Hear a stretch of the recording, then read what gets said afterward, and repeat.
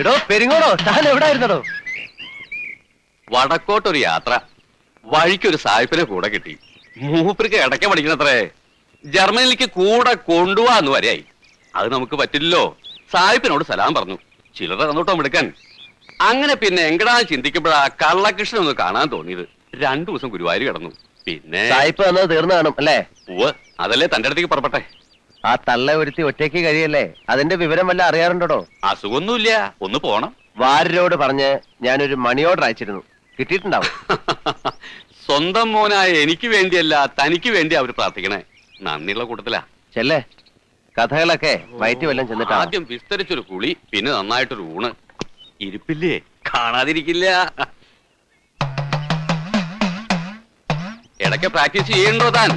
എവിടെ, എന്നെ കാണുമ്പോ മേടിച്ച് 2 തട്ട് അത്രന്നെ ഉണ്ടാവുള്ളൂ. തുടക്കട്ട് വെക്ക, ഒന്നും മുഴുമിപ്പിക്കില്ല. അതല്ലേ പ്രകൃതം. താൻ ഈ ചുറ്റലൊക്കെ മതിയാക്കി കുറച്ചു ദിവസം സ്വസ്ഥായിട്ട് വിട്ടിരുന്ന ഞാൻ പ്രാക്ടീസ് തുടങ്ങാം. എന്താ? ആഗ്രഹില്ല, തന്റെ കൂടെ കഴിയാന്ന് പറഞ്ഞാല് എനിക്കും പലതും പഠിക്കാനുള്ള അവസര. പക്ഷേ മനസ്സ് സമ്മതിക്കണ്ടേ? ഈ അലച്ചില് അത് നിർത്താൻ വയ്യടോ. ഒരു കണക്കിന് താൻ ഭാഗ്യവാനാ. തോളത്തൊരു മാറാപ്പും ഇരുപുറം തേഞ്ഞൊരിടക്കയും. അമ്പലങ്ങളിൽ നിന്ന് അമ്പലങ്ങളിലേക്ക്. കൂടില്ല, കൂട്ടില്ല, പരമസുഖം.